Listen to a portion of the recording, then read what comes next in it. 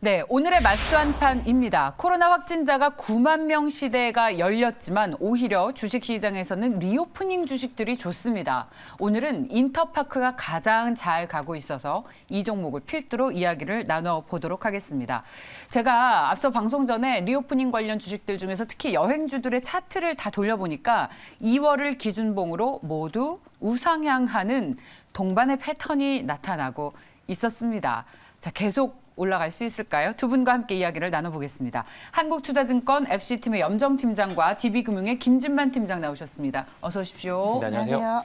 오늘 이 정도면 뭐랄까요? 쌍봉, 네. 장대, 양봉이 두 명이 나왔습니다. 당분간 무조건 붉은 계열 입을 겁니다. 좋아요. 네. 좋습니다. 저희 무조건 붉은 계열로 입도록 하겠습니다. 오늘 우리 시장의 상승을 계속해서 기원하면서 먼저 인터파크 주가는 앞으로 더 갈 수 있을지 지금 거의 대장주처럼 움직이는데 추가 상승 여력이 있는지 아니면 이렇게 오를 때 탈출하는 게 좋을지 두 분께 여쭤봤습니다. 염정 팀장께서는 주가 더 갈 수 있다. 그리고 저희 김진만 팀장께서는 상승 여력이 존재한다. 두 분이 같은 의견 주셨습니다. 자, 얼마나 더 오를 수 있겠습니까, 염정 팀장님? 뭐 일단은 지금 6,200원 선 최근에 4,000원대에서부터 올라왔긴 했는데 전고점이 일단 한 10,000원대 정도라고 볼 수 있고요. 그때 위드 코로나 당시에 주가 수준이 10,000원대 정도까지 올라갔다고 하는데 다른 여행주에 비해서 지금 사실은 상승 탄력이 좀 늦게 붙었다라고 볼 수 있겠고 인터파크 같은 경우는 추가적으로 또 인수합병에 대한 이제 모멘텀이 계속 살아있는 종목이기 때문에 지금 흐름이 좀 더 유지되지 않을까라고 생각하고 있습니다. 그리고 인터파크 같은 경우에는 뭐 여행 관련주로도 이야기되고 있지만 인터파크의 매출액을 또 보게 되면은 또 공연이라든지 뭐 공연 티켓 같은 쪽에서의 공연 티켓에 대한 판매액 정도도 약 한 117% 정도 증가했다라고 보면서 전체적으로 이제 매출액이 단순히 여행 관련주로 뭐 하나투어, 노랑풍선 같이 단순 여행주로만 보지 않아도 된다라는 좀 인식을 좀 가지고 있고요. 그래서 인터파크 추가적인 상승은 가능할 것 같다라고 예상하고 있습니다. 티켓 판매 부분에 대한 어떤 기대감이군요. 뭐 이제 이렇게 된다면 이제 결국은 또 이제 공연 티켓에 대한 부분이고 위드 코로나에서 우리가 오프라인 공연에 대한 재개라든지 뭐 영화계 그리고 뭐 뮤지컬계 여러 가지 쪽으로 여러 가지 분야에서 추가적으로 수혜를 볼 수 있는 종목이다라고 생각을 하고 있습니다. 자, 티켓 파워에 대한 기대감이 더 크다라는 말씀으로 정리해도 될까요? 더 크다라는 부분이라기보다 여러 가지 이제 모멘텀이 같이 존재할 수 있다. 뭐 여행 관련 그리고 뭐 공연 티켓 그리고 뭐 인수합병 관련돼서 추가적으로 시장에 인수합병 관련된 이야기까지 나오고 있기 때문에 이 부분까지 더해진다라고 한다면 추가 상승이 가능하다라고 보고 있습니다. 네, 자, 티켓 파워에 주목하고 계십니다. 김진만 팀장께서는 혹시 연전 팀장께서 말씀하신 거 이외에 주목하시는 모멘텀이 있으신가요? 그래도 제일 재무제표가 깔끔한 여행주라고 좀 보시면 좋을 것 같고요. 나머지 이제 뭐 하나투어나 다 거의 자본 잠식에 준하는 재무제표를 가지고 있는데 그래도 인터파크는 그들 중에서 좀 돋보여서 지금 보통 대장주 역할을 하고 있는 것 같고요. 그래도 이제 사볼 만한 기업을 그 안에 찾자고 하면은 이제 인터파크 정도만 나오게 되고 나머지는 사실상 테마주 정도라고 보시면 좋을 것 같아요. 이제 그런 테마성 이슈로 가장 이제 뭐 주가 탄력성이 많이 나온 종목 그만큼 가볍다는 뜻인데 인터파크 같은 경우에는 이전에 지금 장기 입형에서 지금 전투를 하고 있는데 여기가 조금 뚫리게 되면 그 위까지 충분히 상승 여력은 가능하다고 보고 기술적으로도 일부 가지고 있는 베니핏과 함께 그래도 괜찮은 이제 여행주라고 좀 보셔서 저도 충분히 인터파크 정도는 상승 여력은 더욱더 가지고 있다라고 말씀을 드리겠습니다. 아, 여행주 안에서 가장 그 탄탄한 회사다. 네. 그 뭐 이거 엄청 좋지는 않지만 당연히 인터파크도 그렇게 좋지는 않지만 그건 또 뭐예요? 그러니까 다 안 좋습니다. 다 여행 예를 들어 티켓 그러니까 판매 지금 실적이 안 좋죠. 네, 다 안 좋은데 그래도 흑자 전환에 가장 근접하게 나오고 있는 게 인터파크이기 때문에 이제 그 부분에 좀 집중을 하면은 이게 또 흑자 전환할 때가 사실 주가 탄력성은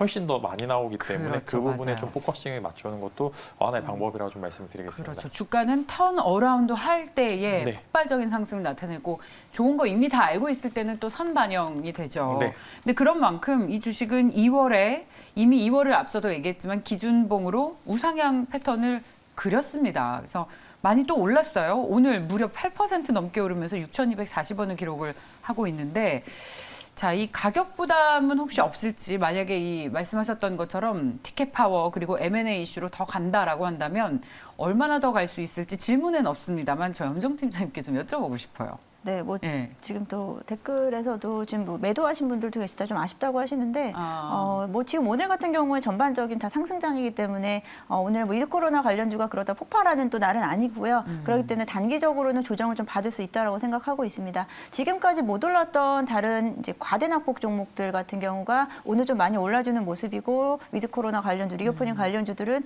오늘은 뭐 그냥 살짝 그냥 시장의 흐름을 따라가는 정도이기 때문에 주가가 조금은 조정을 받을 수 있다라고 생각하고요. 그때 매수하셔도 충분히 다시 재진입하셔도 된다라고 생각하고 오늘 급하게 따라가실 상황은 아니다라고 보고 있습니다. 네, 위드 코로나 전반적으로 좀 시장을 좀 봐야 되겠고 오늘 장 마지막까지 좀 보셔야 되겠는데 일단은 상승폭을 조금은 이제 오늘 11%까지 올랐다가 조금은 좀 빼는 모습이고요. 이게 만약에 좀 더 지속된다라고 한다면 조금 더 낮은 자리에서 매수하셨으면 좋겠고 일단은 뭐 기본적으로 일단 한 8,000원 선 정도까지 기존에 사실 이제 지난 8월, 7, 8월 정도까지가 한 10,000원 정도까지 올라왔다라고 한다면 사실 그 해까지 올라가려면 조금은 좀 시간이 걸릴 것으로 보고 있고요. 한 8,000원 선 정도까지는 재진입할 수 있지 않을까라고 보고 있고 이건 물론 이제 시장 분위기가 다 따라줘야 된다는 가정하고요. 단기적으로 지금 급하게 매수하시는 관점보다는 6,000원 선 미만에서 다시 돌아온다면 그때 매수하고 대기하고 계셨다가 다시 한번 좀 리오프닝 관련해서 다 같이 움직일 때 더 파시는 전략으로 이렇게 어떻게 보면 리오프닝 관련주를 지속적으로 쭉 끌고 가도 좋겠지만 조금은 이제 단기 중기 관점에서 트레이딩 하시는 관점에서 가져가시는 것도 좋겠다고 생각하고 있습니다. 그렇군요. 염정 팀장님 네. 댓글 보지 마세요. 네, 위험해요. 알겠습니다. 위험합니다, 우리. 그리고 많은 분들이 대기하고 계신단 말이에요. 저희가 웃음이 터지기를. 조심하겠습니다. 그래서 그냥 웃음이 터지면 웃고 가려고요. 그죠? 네. 아예 1분 동안 웃겠습니다, 여러분. 같이 웃어주시죠. 자, 인터파크를 살펴보고 있습니다. 근데 저희가 리오프닝이 시작이 되면 이렇게 테마로 혹은 반짝 오를 주식들 말고 진짜 구조적으로 좋아질 회사를 사야 진짜 모든 이제 시장이 열릴 때 실적이 좋아지면서 탄탄하게 주가도 부담 없이 오를 수 있지 않겠습니까? 그런 의미에서의 인터파크도 매력이 있는지 확진자가 9만 명이 이나 늘어났는데 그리고 앞으로 더 늘어날 것 같은데 오히려 리오프닝 주식이 오르는 이유는 뭔지 시장이 어떻게 해석을 하고 있는 겁니까? 일단은 오미크론이 그렇게 치사율이 높지 않다. 즉 감기 정도로 마무리가 된다면은 오히려 이제 한 번 정도 이런 이제 확산의 시기에서 이제 더 이상 확진자의 증가는 의미가 없다라는 이제 그런 이야기가 있고 지금 사실상 그걸 준비하고 있습니다. 이제 화이자 거래두기 완화를 어느 정도 기다리고 있고 해외도 마찬가지로 오미크론이 증가를 함에도 확진자 수가 매번 신고가를 갱신함에도 불구하고 계속적으로 지금 여행 쪽 한국뿐만 아니라 외국도 여행 관련 섹터들이 굉장히 좋았던 게 오미크론의 확산은 오히려 빠른 종식을 좀 불러일으키는 그런 상황이기 때문에 확진자 수의 증가는 더 이상 그렇게 크게 의미가 없다라는 말씀을 더 드리고 싶고요. 위중증률이 그렇게 높지 않고 여기서 더 만약에 오미크론 이외의 변종 코로나 바이러스가 나오지 않는 이상 이제 어느 정도 이제 마무리가 되는 시점이기 때문에 그런 기대감이 같이 모여 있는 상황이라서 저는 그 부분에 포커싱을 마치고 현재 리오프닝주가 매번 이제 코로나 확진자 수 신고가 갱신에도 불구하고 오르고 있지 않나 그런 말씀을 드리겠습니다. 좋습니다. 자, 그렇다면 두 분께 오늘 오르고 있는 리오프닝 주식 가운데에서 여행주, 엔터주 그리고 항공주까지 리오프닝 주식 중에 뭘 담으시겠냐고 여쭤봤습니다. 저희 이 질문 진짜 많이 드린 것 같은데 이제 정말 때가 온 것일까요? 저희 염정 팀장께서는 항공주와 엔터 주식, 네, 김진만 팀장께서도 항공 주식을 가지고 나오셨습니다. 자, 염정 팀장님의 네. 탑픽을 저는 이제는 외워서 알 것 같아요. 네. 너무 자주 물어보셔서. 일단 뭐 리오프닝 관련주들에서 여행주 같은 경우는 좀 단기적으로 좀 짧은 트레이딩을 좀 권하는 편이고요. 그리고 좀 장기적으로 이제 올해를 좀 길게 본다라고 한다면 뭐 올해가 이제 긴 거라고 뭐 1년의 장기 투자라고 하기에는 지금 좀 어려운 어떻게 사실 그 부분이 좀 어려워요. 장기 투자의 관점을 어떻게 봐야 되는지가 참 어려운 시장인데요. 일단은 올해 같은 경우 오미크론에 대한 어떤 확산세가 어느 정도 좀 일단락되고 지금 뭐 미국 같은 경우에도 확진자 수의 증가세가 1월을 기점으로 해서 지금 좀 꺾인다. 오히려 좀 꺾인다라는 분위기에 이제 항공주 같은 경우가 많이 좀 오르고 있는데 저도 역시 항공주는 탑픽으로 가져가고 있고요. 항공주는 길게 가져가야 되는 종목이라고 생각하고요. 많은 분들이 말씀하시는 것처럼 대한항공은 좀 오랫동안 가져가실 수 있는 분들이 담아두시면 좋을 것 같고요. 그리고 엔터주 같은 경우는 최근에 너무 많이 빠졌습니다.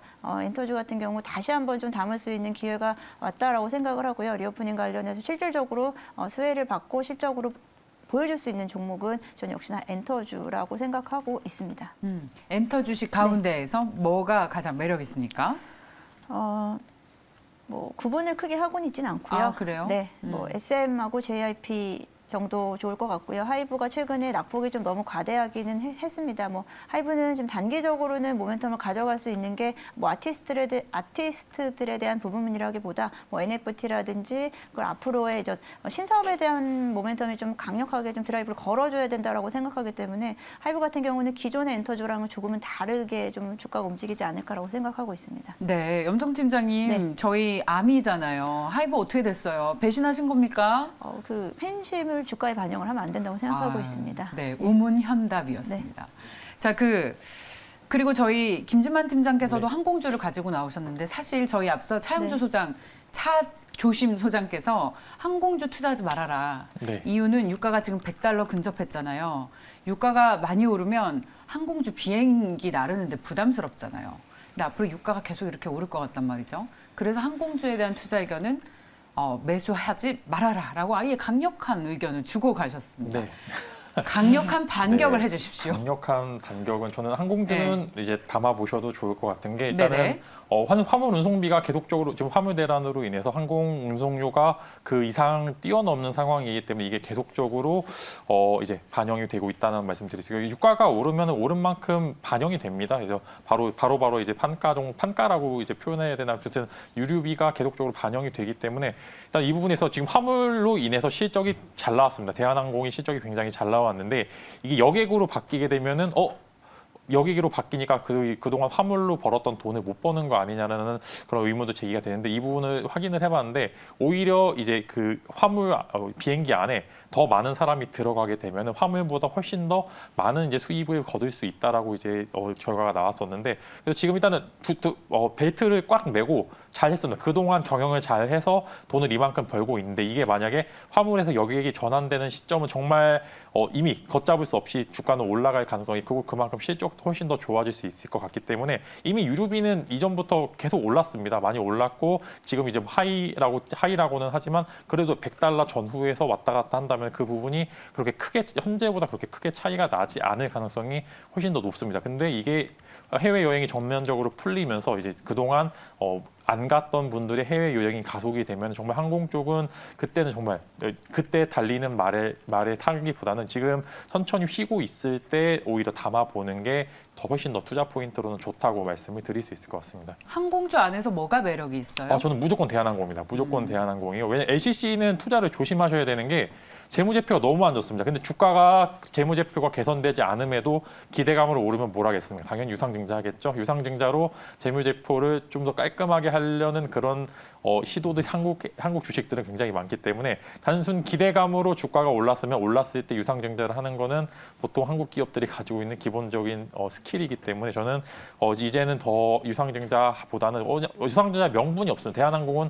더 이상 유상증자를 할 수 있는 명분 자체가 좀 적기 때문에 오히려 좀 안전하게 실적을 기반으로 해서 아시아나항공까지 결합까지 마무리가 된다면은 그 부분이 주가 탄력성은 훨씬 더 좋게 나타날 수 있을 거라고 좀 보입니다. 자, 대한항공 무조건이야. 오랜만에 1일 1송을 네. 했습니다. 그 연정 팀장님 또 많은 분들이 지금 굉장히 헷갈리신다고. 네. 뭐 누구는 사라 그러고 누구는 사지 말라고 하고 저희는 이 전문가분들의 논리를 듣고자 많은 그 장을 마련을 하고 있습니다. 운동장에서 많은 이야기를 해주고 계시는데 우리 헷갈리는 투자자분들을 위해서 좀 정리를 혹시 해주실 수 있겠습니까? 뭐 제가 모든 걸 정리를 하기 좀 어렵고요. 네. 차 소장님께 일단 좀 죄송하지만 저도 아니요. 항공주에 뭘 대해서는 죄송해요. 제가 그래도 네. 바로 말씀하시고 가셨는데 저도 역시 다 그런 이제, 거죠 뭐 인생에. 네. 모두 다 사라고 하면은 그 주식은 되겠습니까? 네, 논란이 있어야지 갈 수 있는 거고 저는 일단 저도 항공주 마찬가지라고 생각합니다.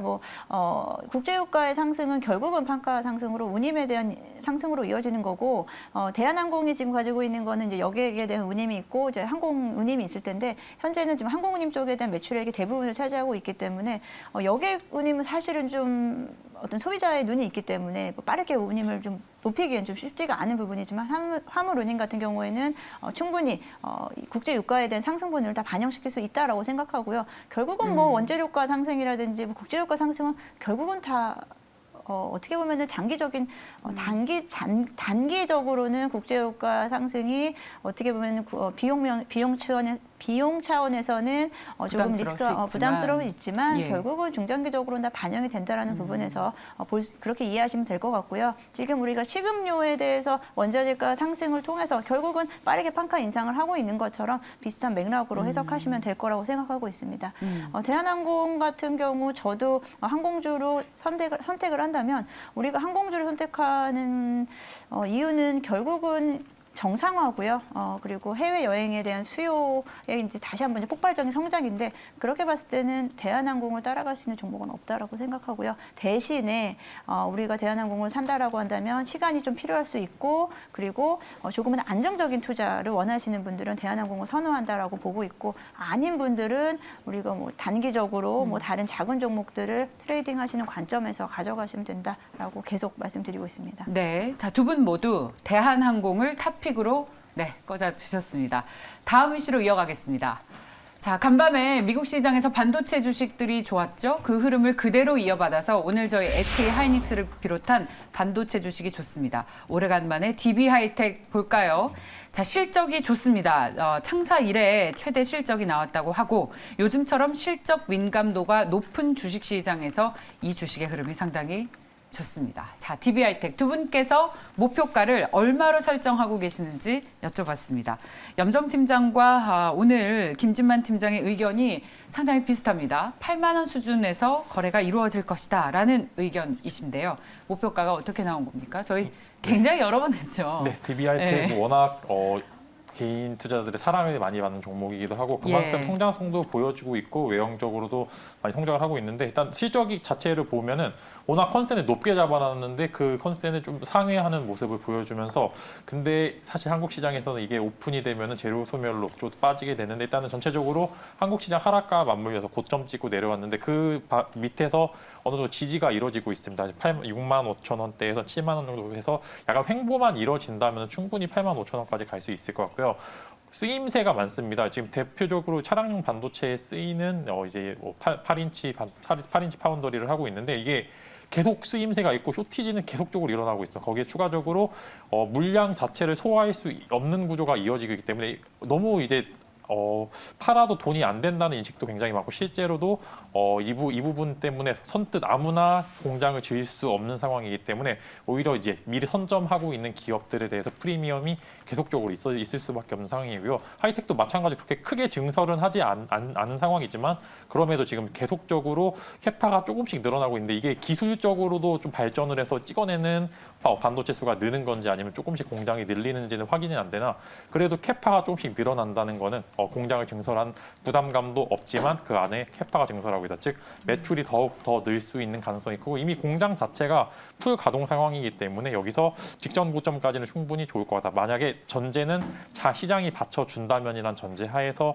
말씀을 드릴 수 있어서 충분히 직전 고점까지 한 번 정도 터치는 가능성이 존재를 한다라고 말씀을 드릴 수 있을 것 같습니다. 그 전제가 상당히 어렵네요. 시장이 받쳐준다면. 시장이 받쳐주겠습니까? 이제 좀 저점이라서 오늘 좀 상승세가 좀 기쁘기도 한데 오히려 반대로 말하면은 이런 단순히 대외적인 요인이 크게 해소되지 않은 상황에도 이렇게 반등을 했다는 저는 사실 매수 시점보다는 매도 시점이 일부 보이고 이 부분이 마무리가 되면은 오히려 들어가는 게 안전하다고 좀 보이고 있는데 그래도 이런 종목은 이런 이제 상승장보다는 좀 어느 정도 횡보할 때 계속적으로 모아간다면은 충분한 수익 구조는 나올 수 있는 이제 그런 좋은 기업이라고 말씀을 드릴 수 있겠습니다. 네, 지난 1월 달에 85,400원의 최고가를 기록을 했다가 시장 하락과 동반해서 정말 좀 무섭게 빠졌죠. 7만 원 초반까지 떨어졌다가 다행히 오늘 회복하면서 반등에 나서고 있습니다.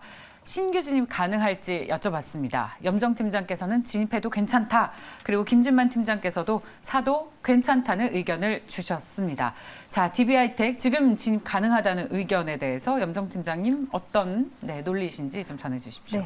네, 앞서 다 많이 말씀해 주셨는데 이제 실적에 대한 부분을 빼놓을 수가 없고요. 우리가 앞으로 이제 실적 관련주를 봐야 된다라고 많이들 말씀하시는데 실적 잘 나온 게 중요한 게 아니고요. 앞으로 그럼 얼마나 더 잘 나올 수 있느냐에 대한 종목을 지금 시장에선 찾고 있기 때문에 DB하이텍 같은 경우는 이제 작년 같은 경우에 일단 매출액 영업이익이 3,800억 원 예상을 하고 있는데 올해 영업이익 그냥 5천억 원까지 보고 있다고 하고 있습니다. 그래서 이제 증권가에서는 목표가를 상향을 시켰고요. 지금 저희가 진만 팀장하고는 한 8만 원대 이야기를 하고 있는데 이제 10만 원 정도까지도 목표가를 상향을 시켰기 때문에 그에 대해서 저는 항상 증권가의 목표가보다 낮게 잡고 있기 때문에 약간 네. 8만 원 선. 실제로 제가 목표가를 드리는 건 실제 10만 원 갈 수 있고 다 좋은데 우리가 매도해야 되는 시점에 대해서 저는 좀 말씀을 좀 드리는 거고요.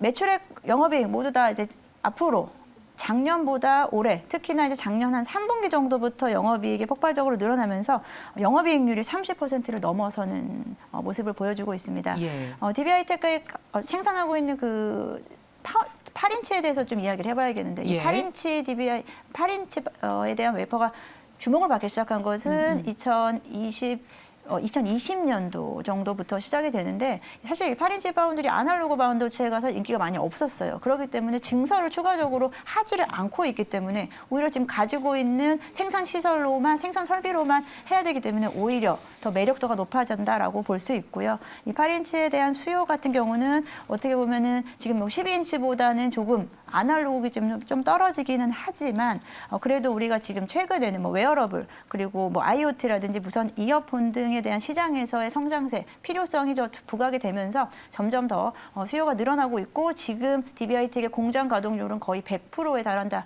98% 이상 100%에 달한다라고 할 수 있을 만큼 지금 꽉 채워서 생산을 하고 있기 때문에 이미 이제 올해 수주도 지금 많이 채워져 있다라고 보고 있기 때문에 안정적인 종목이다라고 볼 수 있겠고요. 시장만 받쳐준다라고 한다면 그리고 이제 반도체 섹터가 결국은 다시 올라올 수밖에 없다라고 생각하기 때문에 DB하이텍 지금 시점에서는 매수하기 부담스럽지 않다라고 생각하고 있습니다. 지금 7만 원대까지 내려왔다라고 한다면 전고점이 8만 5천 원에 보셨던 분들은 충분히 지금 진입하고 싶은 생각이 많이 드실 거라고 좀 생각이 들고요. 맞아요. 예. 추가적으로는 가능하다. 근데 아직까지는 수급 면에서 좀 확실히 돌아오진 않았어요. 그렇군요. 개인 투자자분들이 좋아하시는 종목이다 보니까 1월 한 달 동안 빠지면서 계속해서 개인 투자자분들이 매수하셨고요. 여기서 실제로 주가를 끌어올릴 수 있는 것은 결국은 외국인 또는 기관이 한번 세게 드라이브를 걸어주는 순간 우리가 8만 원 도달할 수 있지 않을까라고 생각하면서 지금 이제 개인 투자자분들 힘들게 모아두셨으니까 좋은 수익 거두셨으면 좋겠습니다. 그 염정 팀장님 만약에 네. 이 종목 안 샀는데 관심권역이 있다면 네. 혹시 좀 개인적으로 네.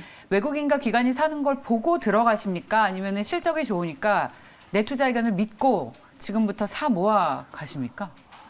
상당히 어려운 질문을 어려운 해주셨는데요. 질문이에요. 네. 결국 사는 타이밍은 차트와 수급을 보시잖아요. 네. 아무리 펀드 매니저 분들도. 네. 지금 수급이 오늘은 이제 오르고 있기는 한데요. 오늘 5%대로 반등을 보여주긴 하는데 수급이 따라오면서 오른 건 사실 아니라고 생각하기 네, 때문에요. 네, 네. 저는 조금 더 기다려도 된다라고 생각하고 우리가 목표가를 일단 8만 원 이상으로 잡았기 때문에 사실 지금 7만 원 초반대로 들어가도 무리가 없다 하지만 지금 오늘 이제 시장을 좀 봐야 되겠고 내일 장까지 좀 저는 보고 들어가면 좋겠다고 생각하고 있습니다. 어려운 질문에 어렵게 대답을 해주셨으니까 여러분들 꼭 기억하시기 바랍니다. 또 새로운 뉴스가 나왔는데 세계 3위의 파운드리 업체인 UMC의 네. 8인치 웨이퍼 수급 차질. 맞습니다. 예. 예. 지금 8인치 웨이퍼 경쟁 업체인 UMC가 일단 단기적으로는 지금 공급이 좀 공급이 예, 부족하다는 중단될 것 같아요. 이유로 인해서 3월에는 아마 판가 인상을 예상하고 있기 때문에 DB하이텍 역시도 추가적으로 이제 판가 인상이 같이 이루어질 수 있을 거다라는 기대감도 가지고 있습니다. 그러면 판사 이익을 누린다. 이렇게 네. 해석할 수 있는 뉴스군요. 네. 자, 좋습니다. DB하이텍 두 분 모두 지금 진입 가능한 시점이다. 그러나 외국인과 기관의 수급이 호전되는 것은 좀 지켜보면서 기다리는 것도 좋겠다라는 추가 의견까지 주셨습니다. 탑픽이 뭘까요? 두 분께서 보고 계시는 반도체 탑픽이 있다면 뭔지 여쭤봤습니다. 자, 여쭤봤더니 자, 김진만 팀장께서는 하나마이크론 주셨고요. 예, 자막 없습니까? 자막이 없나 봐.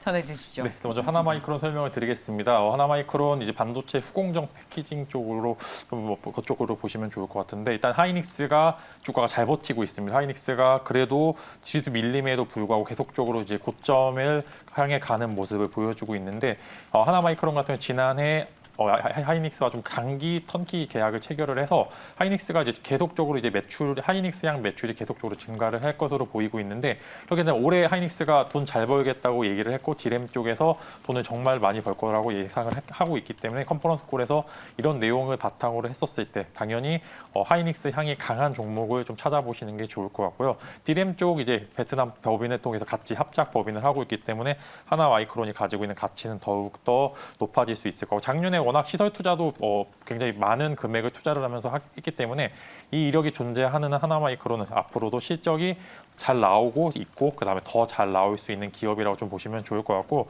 현재 주가에서 지금 충분히 매수도 가능한 시점이니까 이제 하나마이크론 계속 관심 가지고 보시면 좋을 것 같고 단기적으로도 보셔도 좋겠지만 저는 올해 2, 3분기까지 하나마이크론 가격 쭉 끌고 가시면은 이제 직전 고점까지는 충분히 돌파까지는 한번 보실 수 있을 만한 그런 좋은 기업이니까 한번 관심 담아 보시고 공략해 보시는 것도 좋을 것 같습니다. 네, 자 하나마이크론은 또 계속해서 강조를 해오셨던 종목 중 네. 하나죠. 네, 자 그럼 저희 반도체 주식까지 들어봤습니다. 맞수 한판 한국투자증권 FC팀의 염정 팀장과 DB금융의 김진만 팀장 함께했습니다. 말씀 고맙습니다. 네, 감사합니다.